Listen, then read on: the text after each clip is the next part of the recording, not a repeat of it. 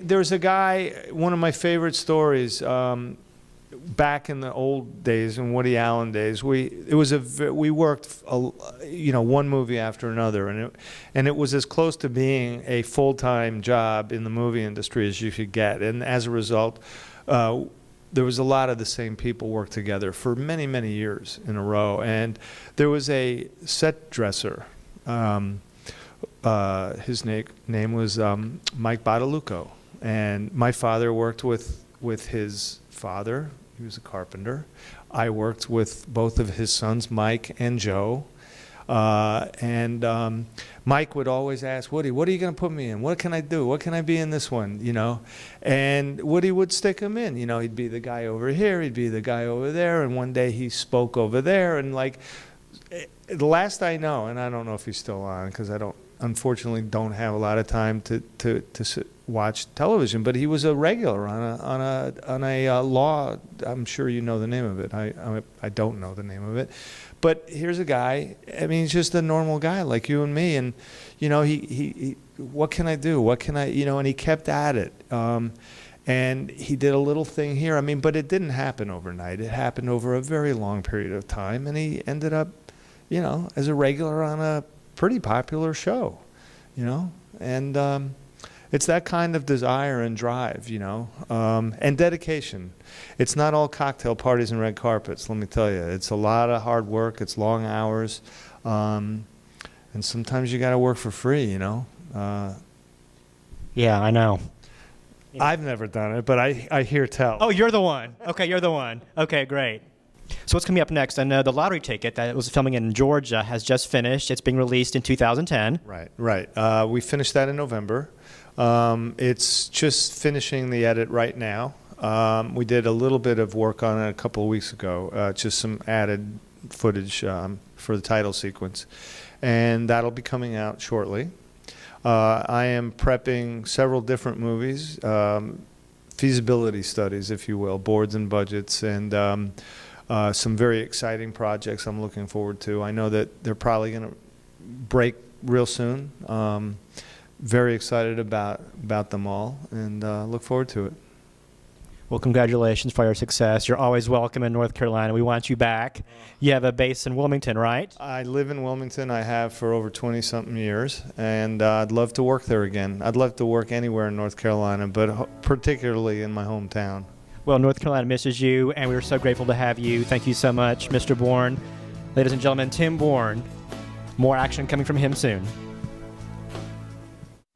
From below the line to underwater and everywhere in between. Coming up next, underwater sea photographer Rick Allen explains what it's like to go deep sea diving with cameras with sharks. Stay with us. Below the Line continues right after this.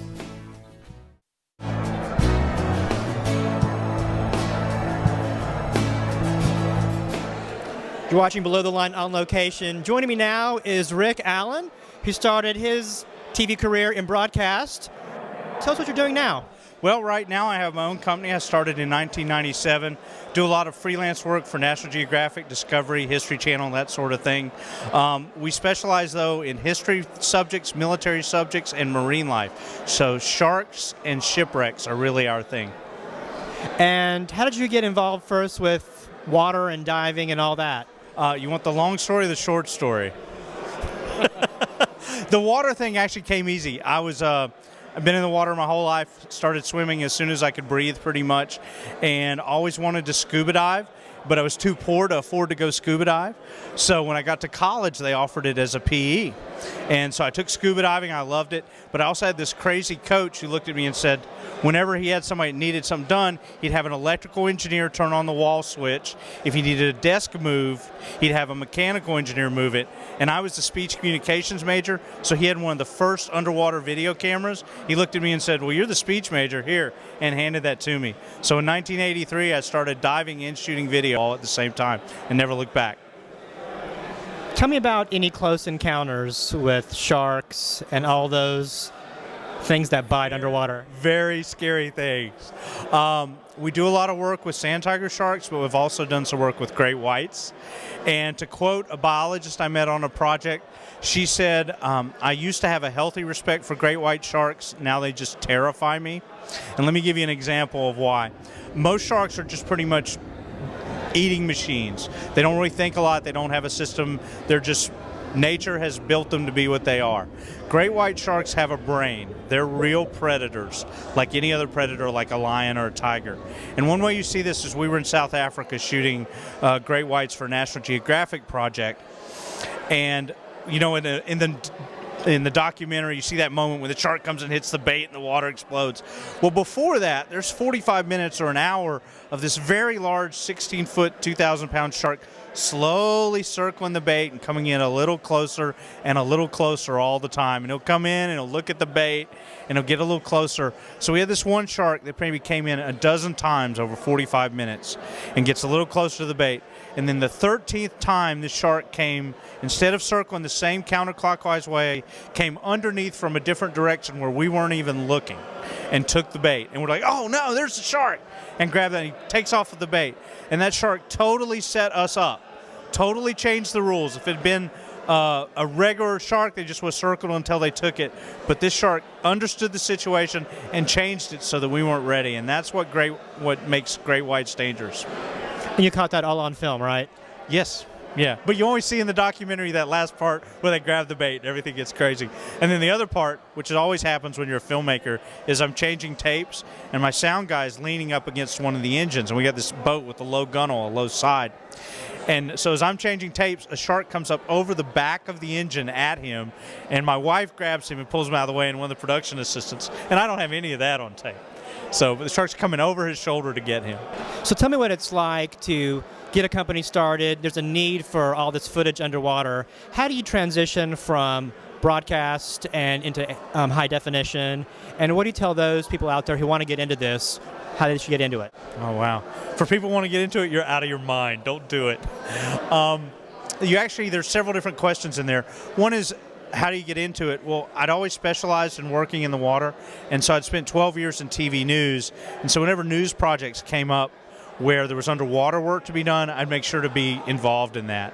So if we were sinking a car, to talk about the dangers of a sinking car, I'd take care of that. And other stories that involve shipwrecks and that sort of thing. So I started to kind of build my underwater portfolio that way, just by doing it, because that's really how you have to do it. And then we were actually out on a story doing a piece about the graveyard of the Atlantic and all the ships that sunk over a couple hundred years off the coast of North Carolina.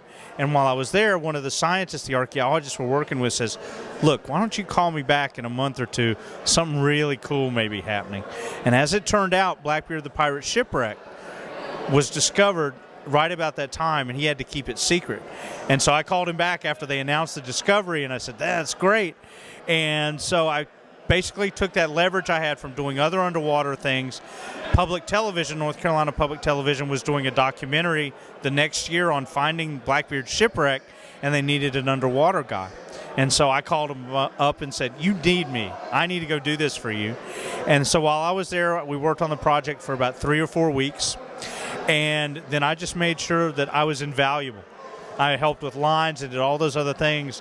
And so the next year, when the archaeologists went out, I went along with them and just managed to work that into a job doing that, working on the Blackbeard shipwreck, and then use that kind of parlay other jobs with Discovery and History Channel and that sort of thing. You also ask about the transition from standard definition to high definition, and that's been very painful for filmmakers because it's a whole new expense, especially in the underwater world. There are only specific cameras we can take underwater, because there are metal housings that are made for those cameras, and they only make a very small number for certain brands of cameras because they can't afford to make housings that fit all cameras. So basically when HD came in, I had built a library of 10 or 15 years of standard definition underwater footage that was all obsoleted in about a year. And so literally starting in about 2006, I started to go back and reshoot all the places in the world that I've been to in high definition and build a new library. And so it's painful, but it's fun because I have to go back.